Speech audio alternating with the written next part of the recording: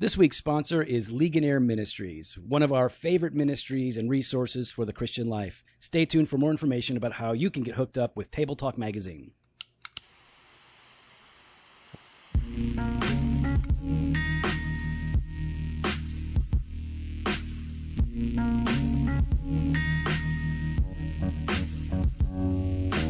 Welcome to Doctrine and Devotion, a podcast exploring Christian faith and practice from a Reformed Baptist perspective. My name is Joe Thorne. I'm the lead pastor of Redeemer Fellowship in St. Charles, Illinois. And I'm Jimmy Fowler, Elder Candidate at Redeemer Fellowship. What's up, baby? Ooh, I'm feeling good. Yeah, man, it's a good week, good day. Man, I love Wednesdays, especially when we meet like the elders meeting. Elders meetings, good elders meeting. Really good. You know really what? Encouraging. We only were able to deal with two issues. Yep. Because they were significant and they mattered. But how good did it feel dealing with those two issues? I thought it felt real good. And it was more important than the agenda. Like, we have an agenda. We always have an agenda, Yes. and we follow the agenda. It is very important. But I like that the elders are flexible enough to say, you know what? We can only deal with these two things, and that's what right. we're going to do. Yeah. It just felt really good. You know what? It feels so good. It was right. You know what? There weren't two things. There were three things that were dealt with, actually. Oh, what was the third? The elders voted on whether or not to present Jimmy as an elder. I feel like that was a formality. Please, there is no formality, son. Oh, we had to discuss. We had you things guys to are discuss. really good at process and procedures. Yeah, I'll tell you what. Yeah, you were nervous. I got a picture of you peeking in on the vote. Oh, you were peeking. I did. You were peeking. I'm going to put it up in the show notes. No, you didn't. Oh, it's going in the show notes. I might have looked. Yeah, you were looking. You were nervous, man. You were standing on a box trying to peek in the window. I was not you standing were definitely on a box. standing on a Don't box. lie. Your little, Don't lie. Don't little lie. midget legs can't see in that window. Oh, midget. I got the midget I'm legs. sorry. That short person legs, yes. Yeah, well, thank you. Your legs are shorter than mine. I know. Fact. I thank you. I know. Fact. Yeah, thank you for saying Fact. the right thing. I was actually kind of offended. Fact. I was offended. Yeah, you should be, because you've got midget legs. No. Short people. Yeah, short. Yeah, you've got short Thank people you. legs. Jimmy's inseam is like 25 or 26 or something. It's something ridiculous. You have the legs of Ziggy. I'm letting you know this is getting weird. I'm just saying, I know what it is, because mine's 29, 30, and I know my legs are longer than yours. Yep. So we're hanging out. It's a stormy night, Wednesday night, lots of rain, and we're going to talk about something that we both really love. Now, did you always love to do this? Yes. Really, even as a kid? Even as a kid. It was more fictional, obviously. You know. Wait. Fake. No. Yeah. Fictional. Yeah, so your reading was fictional. It didn't really happen. Is that what you're saying? I read fiction. Oh, I got it. Like, I don't want to talk about those books. Oh, really? No, no, we weren't. Were they bad. a collection of letters? There's only going to be like 5% of our listeners that understand what we're talking Were they letters emanating from a certain part of a high-rise? Some would call it the house that is up on top. Yes, that's right. It's like a penthouse up there. Like a penthouse, yes. That's so funny that we both know that, even though we're 10 years separated. But we're in high school, that everybody talked about those high letters. School, that's right. Uh-huh. I guess for you it was college. I don't know. No, stop it. Bible college? I don't know where you went. So we're going to talk about the need to read and why it's important, and we're going to talk about that. But what we really want to get to is some practical advice on reading as well. So we both love to read. When I was growing up, I didn't read. I didn't read books. I wasn't read to. I just had TV. That's it, and that's what I did. But in fact, in high school, I read two books. Yeah, what were they? I read The Catcher in the Rye. Okay. And I read a book called Lifter. Two fiction books. One's a classic, Catcher in the Rye. I like that. Mm-hmm. The only other book and those were for school. I literally would not read anything they told me to read in high school. Why? You just didn't want to? No. Oh, yeah, I forgot. You're so rebellious. No, it's not that I'm rebellious. Oh, no, Joe Thorne, going against the grain. Nope, it's not about that. Just didn't have time for that. You didn't have time to read? Nah. You didn't have time to do your homework? No way. I never did my homework. I never took my books to class. I never went to my locker. Oh, and you were an A student. Nope. Yeah, here we go. D- student across the board. Oh, you're so proud of yourself for doing so You know how little. hard it is to maintain a D- average? It is not easy. Oh, really? You're telling me it's not easy? It's not easy because you can slip below and get an F. It's very tricky. So is it tricky? It's tricky. Tricky. So, but you know what happened? I read the Satanic Bible. I got into that quite a bit. But when I was converted, I started to read the Bible, of course. but then I also found good Christian literature, theological stuff, and my whole world was turned upside down. And I've been reading nonstop ever since. I absolutely love it. But some people don't get it. Some people, they read, but they don't know why they should read. Some people don't want to read. They don't see the value in it. Maybe it's just not for them. Yeah. But there are good reasons to read, and there's different things that people should be reading, right? I mean, it's not just theology. Exactly. There's plenty of like good books that you can be reading out there. I mean, as I mentioned before, like younger, I love fiction. Right. Love fantasy was a lot of that. So seriously, what was something that you would read? Well, when I was young, it would be. It's taking forever. No, I can't pronounce it. I can't Choose Your Own Adventure. That's hard to pronounce for you. That was one. But it was like Bunnicula. It was like a vampire bunny. That when you were like a little kid. Yeah, like I said, when I was young, I would read those maybe when you're a little bit older, what were you reading? Like high school. Like high school? Yeah. Oh, high school. Bunnicula. What are you, dummy? What are you talking about Bunnicula for? When I was a kid, I would read, it was James Patterson books. Yeah, those are good. The Alex Cross Yeah, novels. those are good. I loved them. I read all of those. You know what's funny is, because let's talk about reading fiction. All right, go. Because I was converted, and I ain't got time for fiction. I'm not reading fiction. I'm reading Puritans. I'm reading theology. And my wife was on me all the time. You need to read fiction. It's good for you, blah, blah, blah. And I'm just like, why would I want to read that when I could be reading church history or something like that? So she finally made me promise that I would read a fiction book. So I got a John Grisham novel called The Testament. Okay. And I read that. It took me like 3 days because fiction's easy to read. Like, exactly. It was fun. Yeah. So I read that and I was like, holy cow. And I started reading fiction when I went to bed at night all the time. And so I read all those Alex Cross. I also read the Alex Delaware novels. There's all these stuff. So why is fiction and things like that, why is that good to read? What's the benefit of that? I do think it's actually a good escape. It like gives your mind time to rest. Because a lot of the stuff that we read as far as theology books and heavier books. It's a bit rigorous, yeah. It is rigorous, and you're really contemplating and thinking through not only what the doctrine, what's being taught, but you're trying to kind of, I guess, work it all out at the same time. Right. And so it's a nice break to just read and rest. You know what?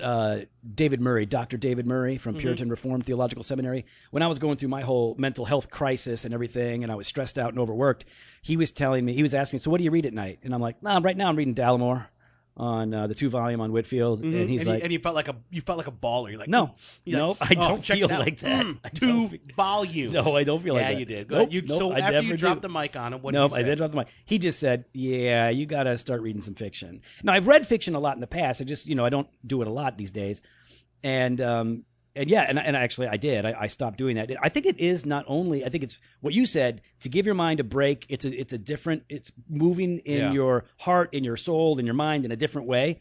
It gives you rest, but I also love that it is a creative outlet. It stirs your imagination, and it also tends to move people emotionally in different ways, right? It's a manipulation. It's art, right? Yeah. So it's art. It it's presents supposed to move this idea. you. Yeah, I love that part of it, and so I think it's really, really healthy. So along those lines, then, I mean, I've never really been much of this, but I know some others, and some do, and they have a greater appreciation than I do.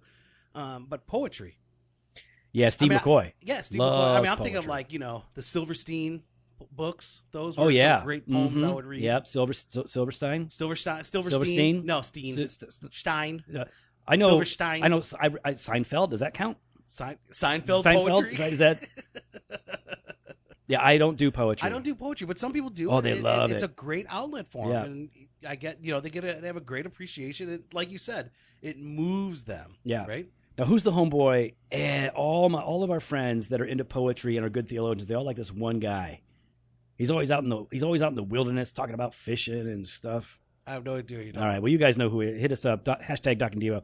And I think it's the same thing, right? Poetry is creative, emotive outlet, and it leads you to think differently. Than you would otherwise. And then other people are reading history and politics, right? I love politics. And so when you're reading politics, I mean, why is that a good thing to do? Doesn't it just make you angry? And doesn't it just make you hate people? I guess when I think I'm reading politics, I think I'm reading the news. Yeah. Maybe that's what that I'm thinking. counts. I'm reading the news. Yeah. I don't read So, okay, same thing. Well, yeah, I guess there's different. Yeah. I'm thinking about remember when a homeboy over at Fox News would write all these books on Republican presidents and stuff like that. They'd have this. Oh yeah. Yeah. So I wouldn't read those, but I'd every day I would that's just part of my morning. Every morning is I wake up, do my devotions, do my routine, get everything ready, and then I read from a few different sites as far as the morning news, and not necessarily I do world news. I do kind of read up on what's going on politically in Europe just because of work and stuff like that. Right. But I enjoy it. I like knowing what's going on around me. Right. Not knowledge, right? The knowledge. I mean, we read history, we read politics because it is helpful to gain knowledge about issues or events and insights, right? We gain not just knowledge but insights from people that have a better brain than we might on some of those issues. And what I like about books on politics and history is that it challenges me. Yeah. Because I tend to have some thoughts in my head and I tend to run with that. And then I'll read somebody and I'm like, dang, you know what? I don't want to like this guy. He just made a really good point. And that's it. It's being challenged in your viewpoints. Mm-hmm.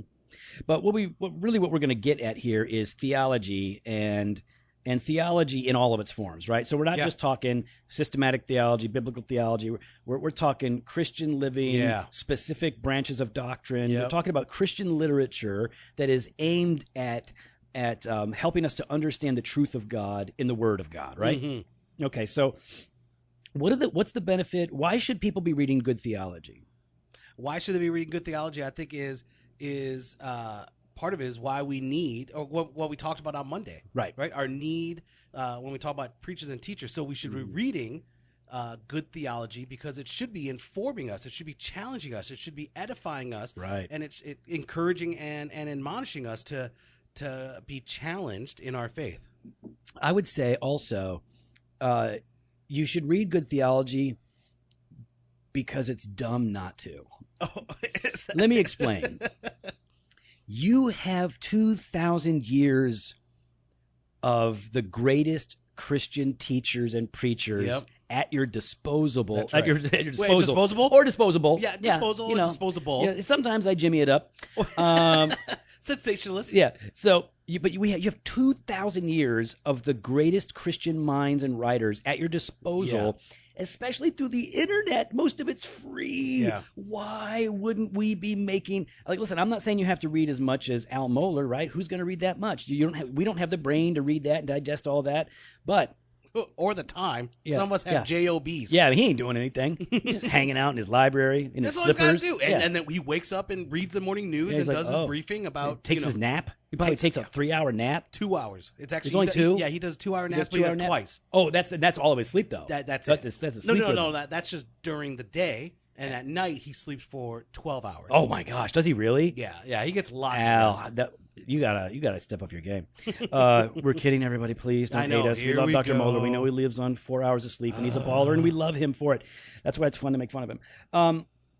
Okay, so we have all of these resources. Yeah. So if you already understand the need for preachers and teachers, then you should implicitly already understand the need to read good books. Exactly. Because you have access to these great minds. And so it's dumb to not take advantage of it and to not really get the most out of it. So really the answer as to why we should be reading these good books, listen to the other podcast that dropped on Monday, Why We Need Preachers and Teachers, because that's where you find the answer to that. Exactly. I know that some of the most significant milestones in my Christian life have, not all of them, some of them have come from preaching, listening to preachers, but many of them have come through reading books. Correct. I agree. Horatius Bonar, Words to Winners of Souls, one of those books that had a huge impact. Vital Godliness. And we're going to link some of our top 5 most influential books. Idea, We're going to put those up again for you. But what we wanted to do is we wanted to give you 8 ways that you should be reading. I think that's a good idea. All right, so we listed them out here. 8 ways, and I'll start.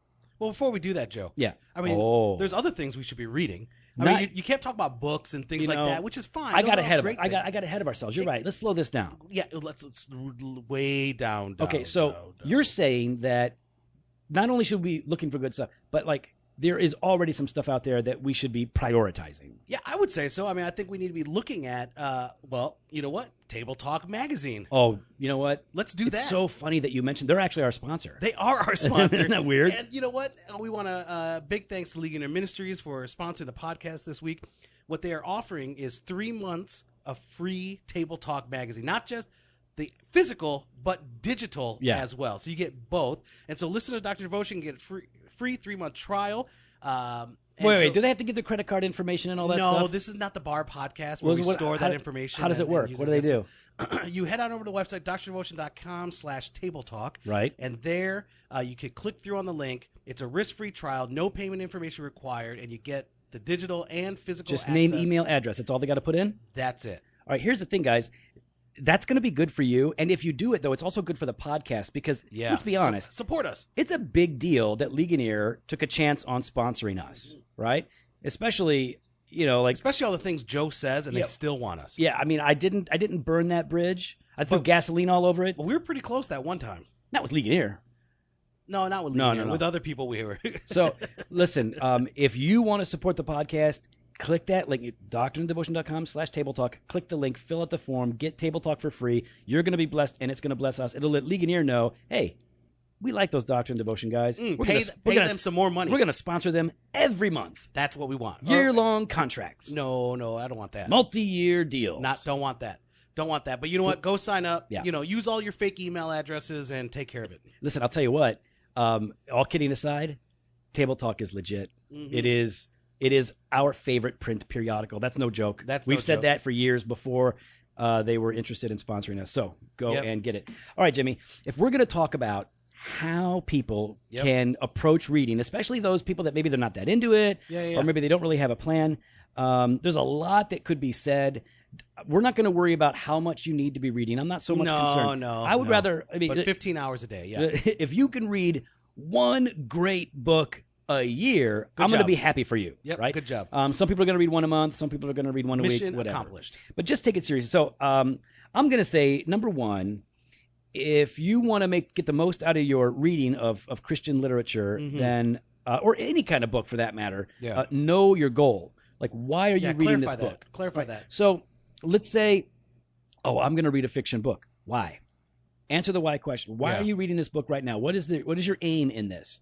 And don't give me this like, I want to glorify God. Okay, great. But what does that mean then? Okay? Don't give me that you want to glorify God. Don't give me your fake answer that you haven't thought through and think you're going to stump me by saying, I'm just doing it for the glory of God. Don't you dare read to the glory of God. I want you to read to the glory of God. But to do that, you have to know why. Joe does not want you to. So if it's fiction, why are you reading that book? Is it to relax? Is it to unplug? Yeah. So when I'm reading a book, I want to know, like, okay, so what's this book about? Yeah. What's my aim in reading it? What do I need to learn? Yeah. What do I want to take away from it? So you need to have an agenda, right? A healthy agenda when you're approaching the book. So I would say, know your goal. Yep. Like, what do I want to, and that's gonna help you determine what you read. No, I think secondly, you got to choose wisely. You got to make sure you're picking the right books to get the most out of it. And that's not saying only pick the books that you agree with in the first place. That's super important. I'm glad you said that. But what I am saying is there are some books out there that are just trash. Right. For example, for example, what pamphlets would be trash, Joe? I don't know. You read the letters and stuff. I don't know about that stuff. No, I was going to say, like, okay, so like if you were going to read a book on the victimization of females in the church, you probably wouldn't want to find a book. Why are you shaking your head? Because I feel like you're... No, I'm just saying, you probably wouldn't want to find a book. No, I'm just saying, like, if like Paige Patterson wrote a book on that, you probably wouldn't want to buy that one on the victimization of women in the church. I actually thought you might have said somebody else's name, too. Oh, no. I don't know what I would say, but now you got me curious. No, there's 2 other names I could think that you would say. Okay. So choose wisely. So you're saying, not just books that you agree with, but...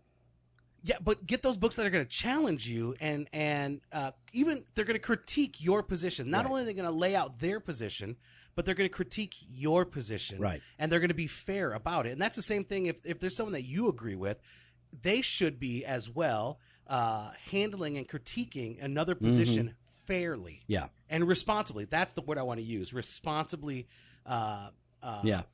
sharing what the other view is. I like that. And if you're going to read a book by somebody, even if they are critiquing you, the main thing is, I think I would want to say, it's just got to be on point, right? If it's just a flame war, if it's just like what it's like, there's not going to be any value. No. But if it's just gonna pulp it and pen it, just get rid of it. Yeah, just burn it down. But the smart what? If they're smart, right? If they're smart and they're thoughtful, then I can read them and disagree with them and learn a lot. That's it. All right. Number 3, how should you be reading? Get oriented with good one. Every book that you read. Do not just jump in blindly. Yeah, how do you do that? I know how I do it. I want to hear how you do it. Okay, well, hey, everybody, here's a clue. Read the stinking preface and intro. Yep. Don't skip. When people tell me they're skipping the preface and the intro, it bothers me because I know that they need it. Like the preface and the intro is going to help you to get oriented for the whole thing. Yeah. Now, sometimes they're not going to be worth much, but most of the time in good books, they really do matter. Those things have been written long after the book has been written. They've put the work in, and now they're going to write the preface to lead you into it so you know what you're getting into. So you need to get oriented to what they're going to be talking about, what their emphasis is going to be, what their thesis is. Yeah. You reading that stuff, preface, intro, etc., that's going to help you get more out of the book just by reading those things. So I would say don't skip that. Know what you're getting into and read those things. I would say, I mean, for me, I like to, I'm not as smart as Joe, so I need to read the back cover as well. Oh, yeah, that's absolutely. But I like to do the preface, intro, conclusion. I'll read the conclusion. And then depends on the book, but and then go through the table of contents, and then go through the book. Yeah, all of that. I think all of that's good. That way, like because in the conclusion they're going to summarize where they're at, so I have a basic idea. Now I'm going to see how they're getting there. Yeah. Also, they can read the endorsements because that's good. So if it's just a generic endorsement, like this guy is awesome, read his book, doesn't matter. Doesn't but matter. Sometimes, especially, or if it's never mind. Go ahead. Especially like the endorsements that are aimed. That are coming out for the RBAP period publications. Yeah. Those endorsements are really good, not just the ones that I write. Because not just the ones that I write. Thorne no, I mean mine are really good. You know what Richard know. Barcellos told me about the last endorsement that I wrote? What'd he tell you? He said that's the best endorsement that you wrote for this book. Aw, isn't that nice? That's nice.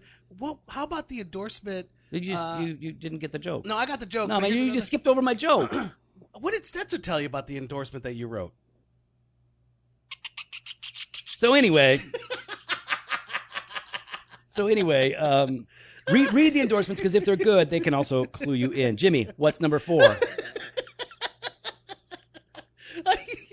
Number 4, read prayerfully. Yeah, you need to be prayerful. Read prayerfully, 1, for distractions, 2, that you can be focused, but 3, that God would change your heart. What? Read for distraction. Pray for distractions? No, you're praying against the distractions. Oh, I got you. All right. You're gonna blab it and grab it, and so you're going to read prayerfully against distractions. Yeah. But then also that God would be changing your heart and your mind, that you'd be open to what the Spirit's doing, and that you would not be hard-hearted and you would learn. Yeah, I think that's good. I think when I read prayerfully, the book is just going to have a bigger impact on me in general. It's like you're saying, like, oh, wow, I'm not reading it to get it done. That's it. I'm reading it to get something out. What does God want to teach me here?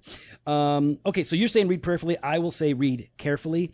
And what I mean by this is what I tell everybody in discipleship or leadership development when they're reading books. Very simple.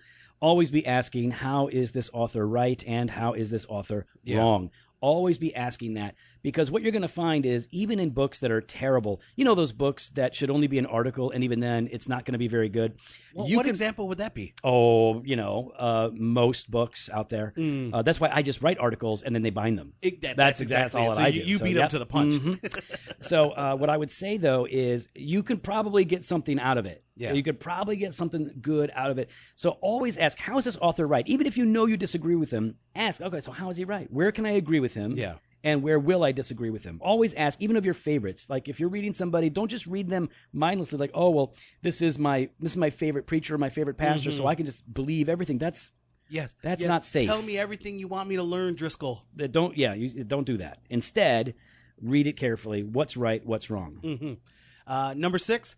I do think it's important to mark it up. Mark up that book. Now, some people are going to disagree there. Some people they're wrong. They're like, no, don't write anything. Yeah, they're it's wrong. It's got to be crisp and clean. No, I agree. You should be marking it up, put down your notes, highlight what you need to highlight, summarize points when needed, and make sure that way you could, when you're going back to the book, you can follow the argument right away. Yep. Those key moments, those key ideas that stood out to you. I whether you use pen, pencil, highlighter, I don't really care. Crayons, whatever. Crayons? If some people use crayon, or do you say crayon? Crayons. You say crayon? Crayon. You do not. You're just making that up right now. You say crayon. Crayon. Yeah. See? How am I saying it? Give me that box of crayons, or give me that box of crayons. Isn't it? No one cares about this. So, mark it up. I'm going to add to that, number 7, take notes. Yeah. So, sometimes what I generally do is what I oftentimes do is I will write down things that I want to remember inside the book on a blank page, or on a mostly blank page at the beginning or the end. Okay. The reason my books are like 150 pages or 180 pages is because we have 10 blank pages in the back. Yeah, so that again beefs it up a little bit. Exactly. And you got a place to write. That's right. Good job, Joe. You're so helpful. Write out these things that matter. Write page number. Just writing like, oh, this is really good. I want to come back to this page 87. Bam.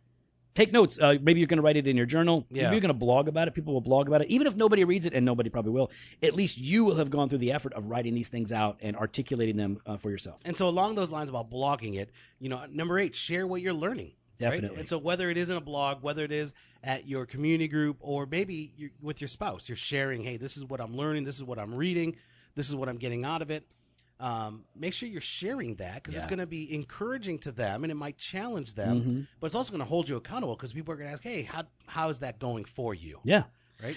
I love the question, what are you reading? Unless I'm not reading anything at the moment. Then it's a little embarrassing. Like, oh, no. What am I reading? Well, then I was like, well, the last thing I read was... Yeah, the last thing I read. That one. It was book. like Desiring God. I read it in like 98. I think Jack and Jill went up a hill. Yeah. Banicula. Yeah, I think sharing what you're learning is good, and even if you're reading fiction, man, if it's good, be ready to share it. Like, wow, what are you learning about these characters, right? That aren't real, but like there's still a story, there's still lessons, there's still something being told. That's right. In a good fiction story, there's something going on there. So be ready to share. We love to read. We want you to read. That's why we link books. That's why we push books. That's why at Redeemer we like to give away books. That's right.